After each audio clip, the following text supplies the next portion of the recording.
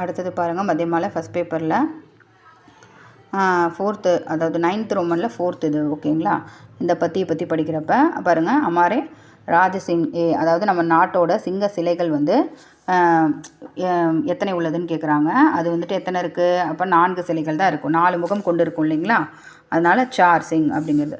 அடுத்தது பாருங்கள் சிங்கம் கின்கா தியோக் தக் அதாவது சிங் அப்படிங்கிறது எதை குறிக்குதுன்னு கேட்குறாங்க. அது வந்து லியோ அது அந்த உருவம் சிங்கத்தோட உருவம் வந்து வீரம் தைரியம் வலிமையை குறிக்குதுன்னு சொல்கிறாங்க ஓகேங்களா. அடுத்தது 3வது பாருங்கள் குதிரை வந்து யாருடைய சின்னமாக கருதப்படலாம்.